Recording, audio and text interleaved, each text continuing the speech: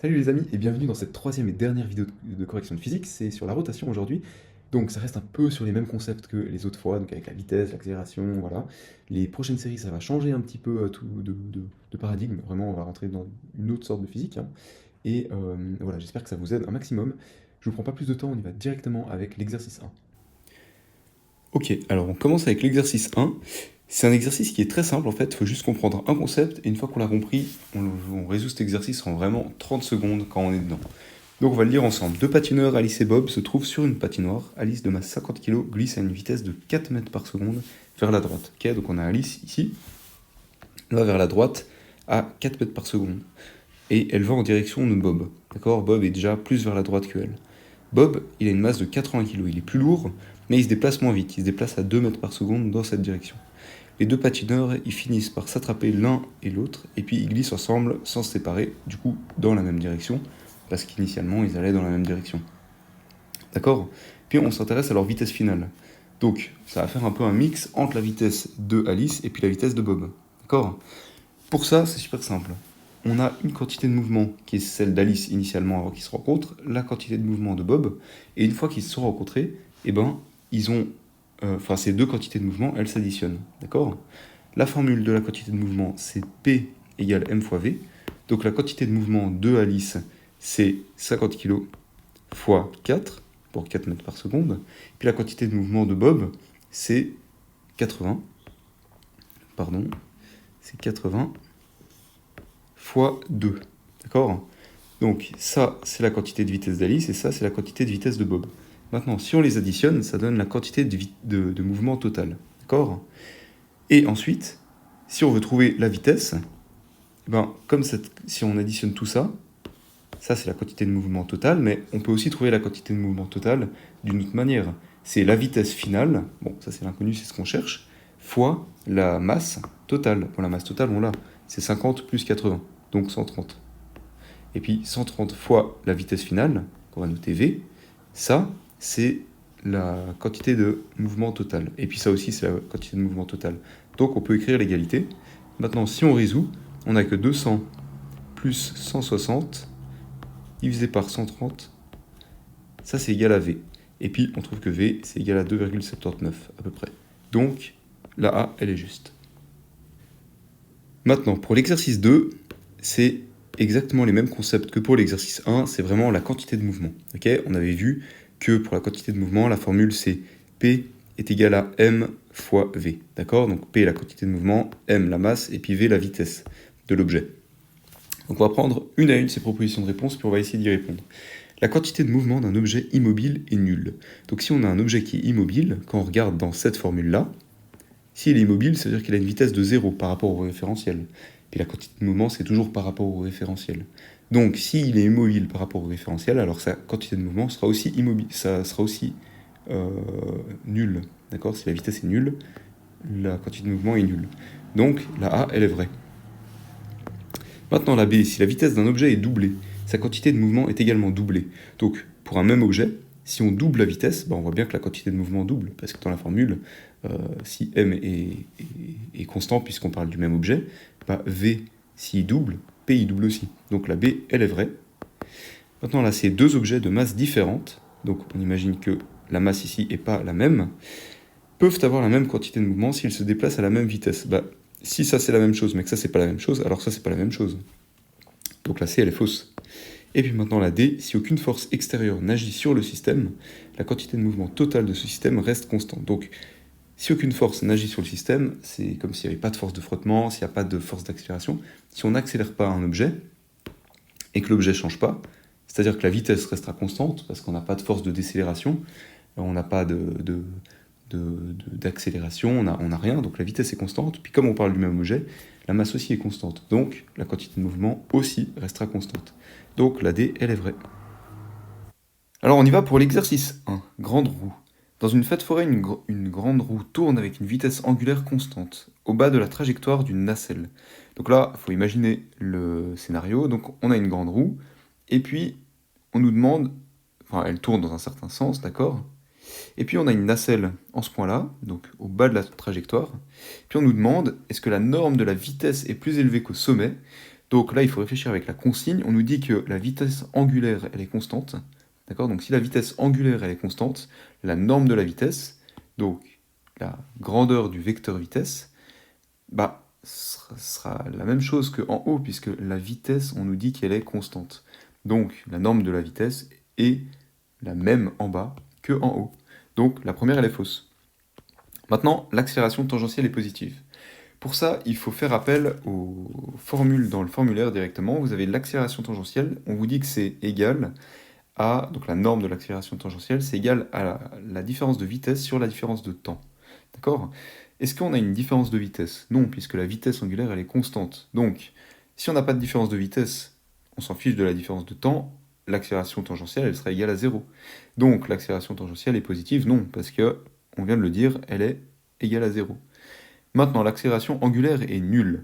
Donc là, c'est la même chose. On se demande s'il y a un changement de vitesse dans la roue. D'accord?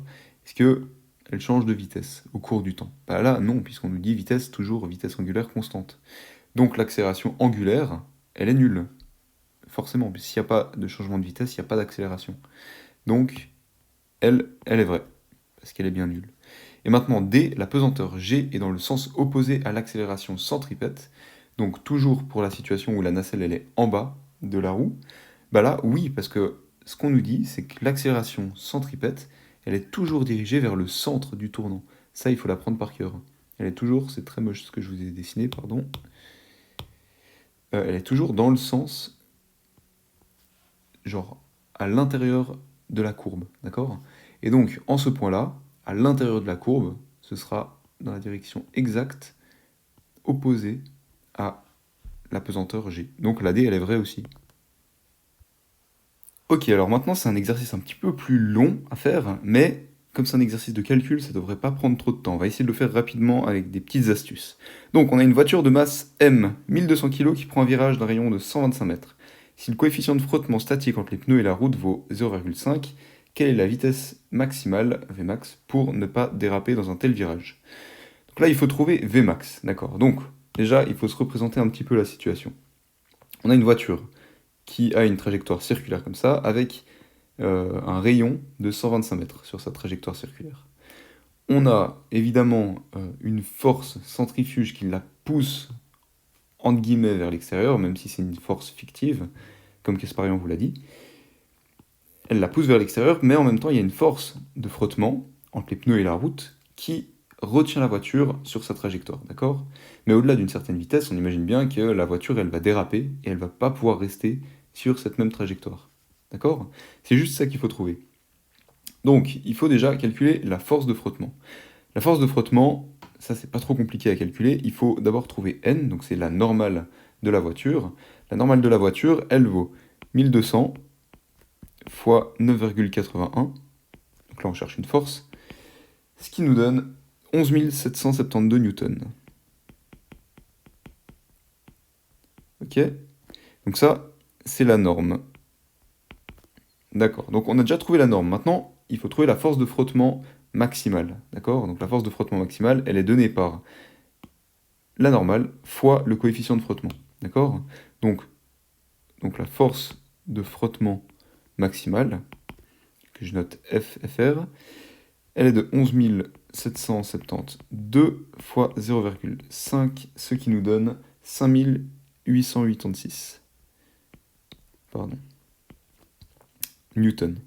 Donc ça, c'est la force de frottement maximale à laquelle la voiture, elle va résister. Parce qu'au-delà de cette force de frottement, bah en fait, quand la force centrifuge va être plus grande que la force de frottement, la voiture, elle va déraper. Ok, maintenant, il faut trouver la vitesse à laquelle la force centrifuge est égale à la force de frottement. Parce que du coup, si on est au-dessus de cette vitesse, eh ben, la voiture va déraper. D'accord? Donc si on trouve la vitesse à laquelle ces deux forces sont égales, ce sera la vitesse maximale pour que la voiture ne dérape pas. On comprend ça? Du coup, la force centrifuge, elle est de même norme que la force centripète. Donc là, il faut juste prendre la formule de l'accélération centripète, puis après on se rappelle de la formule F égale m fois a, donc la force égale à la masse de la voiture fois l'accélération, et du coup c'est l'accélération centripète. qui est de même norme que l'accélération centrifuge.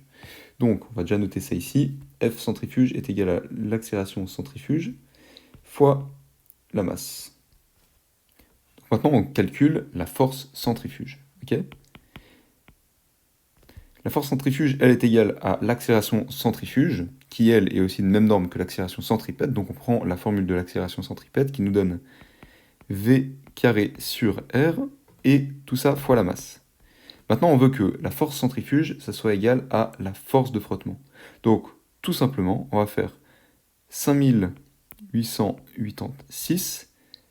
Ça, c'est égal, donc la force de frottement, elle est égale à la force centrifuge, donc c'est égal à V carré. V carré, on ne le connaît pas. Divisé par R, R on le connaît, c'est 125, fois la masse, on la connaît, c'est 1200. Ok, puis maintenant qu'on sait ça, on passe tout de l'autre côté, et puis en résolvant l'équation, on se rend compte que, je ne vous fais pas le détail, mais on se rend compte que V, c'est égal à 24,8. Mais du coup, c'est 24,8, qu'est-ce que c'est? C'est des mètres par seconde, comme toujours en physique. Donc, il faut bien traduire ces 24,8 en km/h, parce qu'on n'a pas de réponse qui corresponde en mètres par seconde. Donc, on fait 24,8 fois 3,6, c'est la formule pour passer de mètres par seconde en km/h, et on trouve 89 et des poussières. Donc, c'est la réponse D, 90 km/h. Alors, pour l'exercice 3, c'est un exercice qui normalement prend peu de temps à l'examen, donc si vous tombez sur un exercice comme ça, vous devez être assez content, parce que ça peut vous faire gagner beaucoup de temps pour d'autres exercices. Donc on va commencer tout de suite. Lesquelles des affirmations suivantes sont correctes? Le vecteur de vitesse angulaire est parallèle au vecteur d'accélération tangentielle. Alors là, on se rend compte tout de suite que non, parce que le vecteur de vitesse angulaire, il est toujours dirigé dans ce sens-là ou dans ce sens-là. Il n'est pas dans le plan de rotation. Il sort toujours du plan de rotation. Si ça tourne dans ce sens-là, alors le vecteur de vitesse angulaire, il va aller dans ce sens-là. Okay, ça, c'est la règle de la main droite. D'accord? Si on a une rotation dans ce sens-là, comme ici, eh ben, le vecteur de vitesse angulaire, il va monter vers le haut. Donc ça, le vecteur de vitesse angulaire, il tourne vers le haut. Et puis par contre, le vecteur d'accélération tangentielle, lui, il est collinéaire, enfin il est coplanaire, il partage le même plan que le plan de rotation, d'accord? Sauf qu'il est dirigé dans le sens de la vitesse, toujours, l'accélération tangentielle. Ok? Ensuite, B, le vecteur, donc la A, elle est fausse, forcément. Maintenant, B, le vecteur d'accélération centripète est toujours orienté vers le centre de rotation. Alors là, oui, ça c'est par définition, le vecteur d'accélération centripète, il est toujours dans ce sens-là. Ça, c'est l'accélération centripète. Ok? Elle va pas forcément jusqu'au centre, ça peut être quelque chose comme ça. D'accord? Mais le vecteur d'accélération centripète, il est toujours dirigé directement vers le centre de rotation. À l'inverse du vecteur d'accélération centrifuge, qui est pas tout à fait conventionnel. Enfin, en gros, c'est pas une force qui existe, c'est une force imagée, l'accélération centrifuge, mais la seule qui existe, c'est la force centripète. D'accord? Mais bon, retenez pas ça, mais retenez uniquement pour faire simple que le vecteur d'accélération centripète est toujours dirigé vers le centre. Ok? Et il est toujours de même norme, comme je l'ai dit plus haut dans l'autre exercice, que l'accélération centrifuge. Donc ça, c'est vrai, pardon. C'est dirigé vers le centre de rotation. Ensuite, C, le vecteur vitesse est toujours parallèle au vecteur d'accélération tangentielle. Bah là, c'est ce que je vous ai dit avant. Le vecteur de vitesse, il est par exemple comme ça. Ok? Et puis, le vecteur d'accélération tangentielle, il est toujours collinéaire au vecteur de la vitesse, au vecteur vitesse. D'accord? Pas le vecteur vitesse angulaire, c'est pas la même chose. Le vecteur vitesse est dirigé dans le sens, par exemple, si on lâchait l'objet en ce point-là, il irait dans le sens de la vitesse angulaire. Par contre, le vecteur vitesse angulaire, c'est pas du tout le même vecteur, il est pas dirigé dans le même sens. Okay? Et le vecteur vitesse est toujours parallèle au vecteur d'accélération tangentielle, c'est vrai. Par contre, il n'est pas toujours dans la même direction. Par exemple, on prend la situation où un objet tourne dans ce sens-là, mais de moins en moins vite, et ben l'accélération tangentielle, elle sera dirigée dans l'autre sens que la vitesse. Mais par contre, ils seront toujours parallèles. Donc la C, elle est vraie. Et maintenant la D, le vecteur de vitesse angulaire de notre planète est orienté vers le nord. Donc rassurez-vous tout de suite, il n'y aura pas de questions comme ça à l'examen. Ça, c'est une question où il faut de la culture G, et puis enfin, qui sait dans quel sens tourne la Terre comme ça de tête? Bah, je peux vous dire peu de monde, en tout cas pas moi. Et voilà, donc pour ça, il faut prendre une image sur internet ou n'importe quoi pour trouver la solution. Peut-être qu'il en a parlé dans le cours, voilà, mais en tout cas, ça, c'est pas à savoir pour l'examen, donc pas de stress là-dessus. Mais sachant ça, vous devriez pouvoir répondre à cette question, hein. Donc si la Terre tourne dans ce sens-là, on prend notre main droite et on fait la rotation avec les doigts. Donc si on a notre main tendue puis qu'on ferme les doigts, ça va donner une sorte de mouvement de rotation dans un certain sens, puis on oriente notre main soit vers le bas, soit vers le haut, pour que ça soit dans le même sens que la Terre, qui est représentée ici. Et là, on se rend compte qu'il faut que notre pouce soit orienté vers le haut, pour que ça matche, en fait. Donc le vecteur de vitesse angulaire, qui est représenté par notre pouce, eh ben, il est bien orienté vers le nord, comme marqué ici, tout simplement. Donc la D, elle est vraie aussi. Alors, pour l'exercice 6, donc ça c'est un exercice qui prend beaucoup de temps, et rassurez-vous, normalement vous n'en aurez pas des comme ça à l'examen. Si vous en avez des comme ça à l'examen, vous en avez peut-être un, et faites-le en dernier, parce qu'au pire, si vous perdez un point sur un exercice comme ça, c'est pas grave, parce que tout le monde le perdra, hein. Donc, ou beaucoup de monde le perdra, puis après vous répondez au bol, puis voilà. Mais il faut pas perdre de temps sur des exercices comme ça à l'examen, il faut plutôt privilégier les exercices simples, en tout cas. Donc, je vous lis pas la consigne, parce que surtout il donne des valeurs, hein, mais il faut qu'on calcule déjà pour la A le centre de masse du système Terre-Lune. Donc pour ça, on prend la formule de la position du centre de masse qui nous dit que la distance par rapport à un point de référence qu'on a choisi, du centre de masse justement, c'est égal à la somme des masses fois la distance respective au point de référence qu'on a choisi, le tout divisé par la somme des masses. D'accord? Donc, on prend pour point de référence le centre de la Terre. Parce que si vous prenez un autre point de référence, les calculs vont être démentiels. Vous allez perdre encore plus de temps que nécessaire. Donc, on nous demande par rapport au centre de la Terre, donc on prend le point de référence qui est le centre de la Terre. Donc, ça nous dit que S, qui est la distance par rapport au point de référence qu'on a choisi, c'est égal à... Donc, tac, c'est égal à la masse de la Terre fois la distance entre le centre entre le centre de masse de la Terre et le point de référence qu'on a choisi. Or, c'est le même point, parce que le centre de la Terre, c'est le point qu'on a choisi, puis c'est aussi le centre de masse de la Terre. Donc, S, c'est égal à la masse fois 0, puisqu'il n'y a pas de distance, donc 0. Okay, donc, ça, notre premier truc, c'est 0, plus la distance entre la Lune et puis le point de référence qu'on a choisi, donc 384 400 km, puis là, on laisse en kilomètres, parce que ici, on nous demande des kilomètres. Donc, on va tout laisser en kilomètres. Ce sera plus simple. Donc, 384 400 km fois la masse de la Lune, qui est de 7 fois 10 puissance 22 kg. Ok? Et tout ça divisé par la somme des masses. Donc, divisé par 6 fois 10 puissance 24, plus 7 fois 10 puissance 22. Ok? Et maintenant, si on calcule tout ça, on trouve 4432 km. Et dans la A, on n'a pas 4432 km, par contre, on nous dit environ 4400 km. Puis, c'est vrai que 4432, c'est environ 4400 km si on arrondit. Donc, la A, elle est juste. D'accord?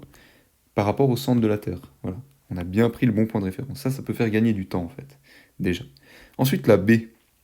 La pesanteur G sur la Lune, sur la surface de la Lune, vaut 1,6 Newton par kilo. Là, il faut utiliser la formule de la force gravitationnelle, d'accord? Donc, on a que Fg sur la Lune, donc L, c'est égal à grand G, qui est donné dans la consigne, fois la masse de la Lune, ok? Fois la masse d'un objet qu'on choisit. Donc, nous, on veut pour 1 kg, parce qu'ici, c'est divisé par kilo.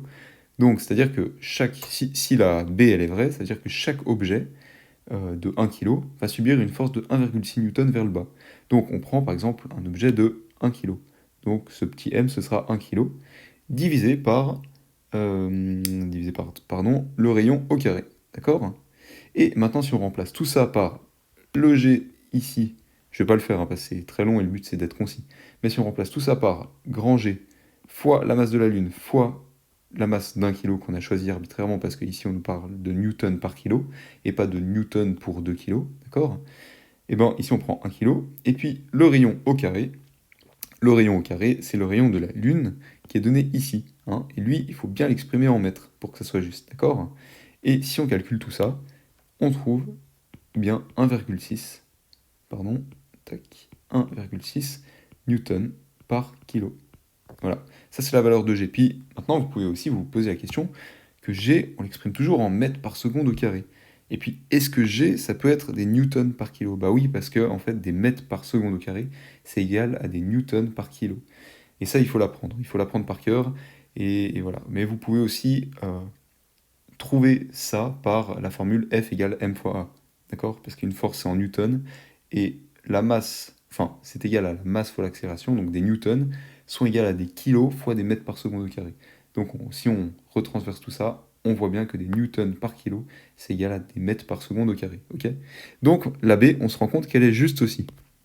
Maintenant la C, la force gravitationnelle exercée par la Terre sur la Lune est environ 85 fois plus forte que celle exercée par la Lune sur la Terre. Donc si on a notre système comme ça avec la Terre et puis la Lune, si cette force-là est 85 fois plus grande que la petite force ici, ben on se rend bien compte que, enfin pardon, l'inverse, bref, vous avez compris, ben on se rend bien compte qu'il y en a une des deux qui va partir en direction de l'autre, d'accord?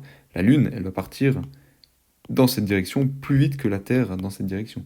En fait, pour que le système soit à l'équilibre, il faut que les deux forces soient égales. Parce qu'autrement, il y a un déplacement et ça va pas en fait. C'est ça, il faut le garder en tête, c'est un truc que vous devez apprendre par cœur. Dans un système où il y a un système planétaire par exemple, les forces gravitationnelles entre les deux astres, entre les deux astres pour se faire simple, sont égales et de direction opposée. Donc la C, elle est fausse. D'accord? Et maintenant la D, si on néglige l'influence des autres astres, l'accélération de la Lune est environ 85 fois plus importante que celle de la Terre. Et alors là, maintenant, l'accélération, c'est peut-être possible, parce que on nous dit que les forces sont égales, donc la force de gravitation de la Terre, je sais pas comment je vais le marquer, est égale à la force de gravitation de la Lune.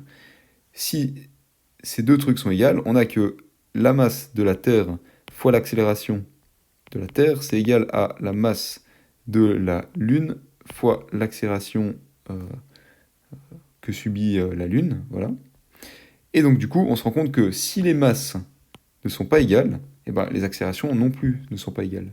Et en fait, on se rend compte dans les masses que la masse de la Terre, elle est 86 fois plus grande que la masse de la Lune. Donc si ça, c'est 86 fois plus grand que ça, alors ça doit être 86 fois plus grand que ça. D'accord?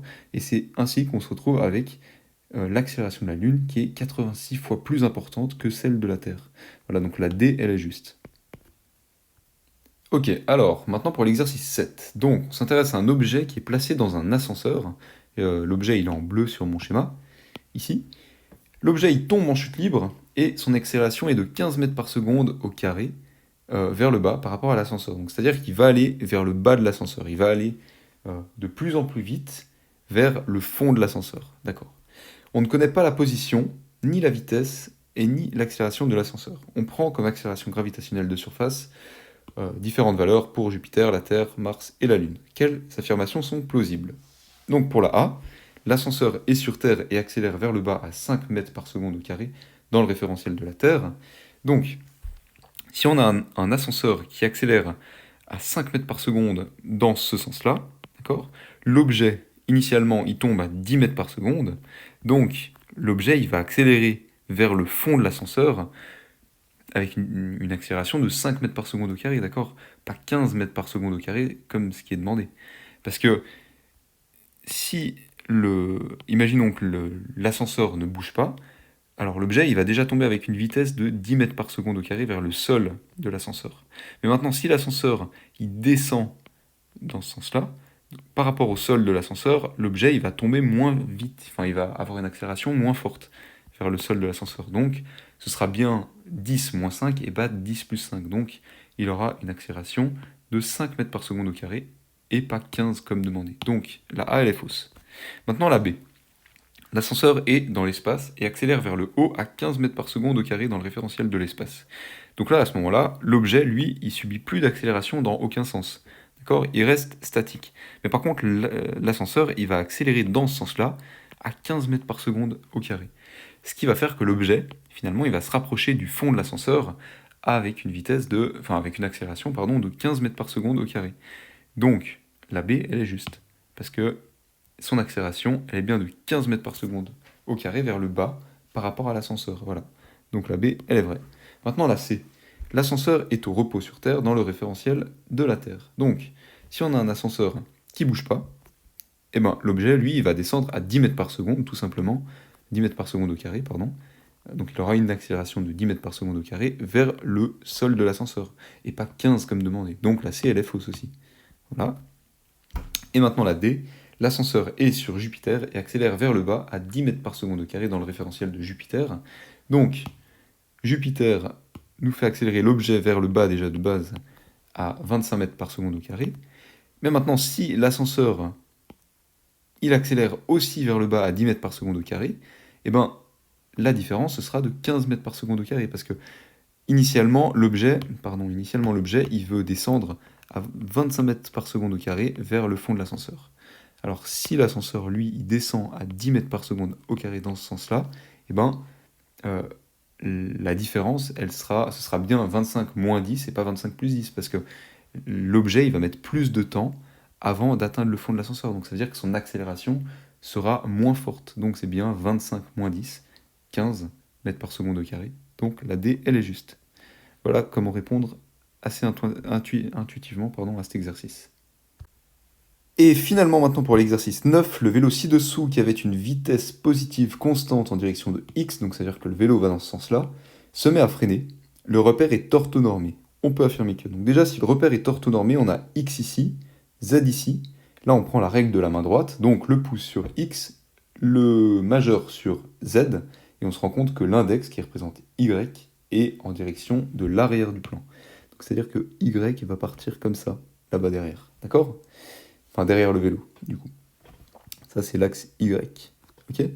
Donc, avec ça, on peut affirmer que la vitesse angulaire au sommet de la roue avant pointe en direction plus x et au bas de la roue en direction moins x. Déjà, ça fait tilt parce que la vitesse angulaire de la roue avant, on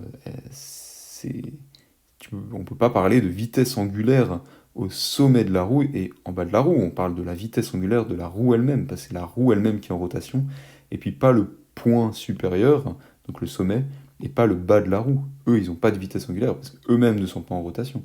Les objets en rotation, c'est la roue. Donc déjà, elle est fausse. Puis on peut essayer de regarder dans quel sens va pointer le vecteur vitesse angulaire de la roue avant, par exemple. Donc si le vélo, il avance comme ça, on se rend compte que cette roue-là, elle doit tourner dans ce sens-là. D'accord ? Parce que si le vélo il avance comme ça, on se rend compte que ce point-là, autant T0 il est là, autant T1 il sera ici. D'accord? Parce qu'il va aller ce point-là, il sera ici bientôt. D'accord?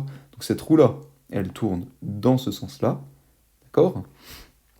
Et maintenant, si elle tourne dans ce sens-là, on prend sa main droite et puis on fait la règle de la main droite. Donc on ferme les doigts, pour moi c'est le plus simple en tout cas. Et on se rend compte, en faisant la règle de la main droite, que le vecteur vitesse angulaire, il pointe dans la direction y. D'accord?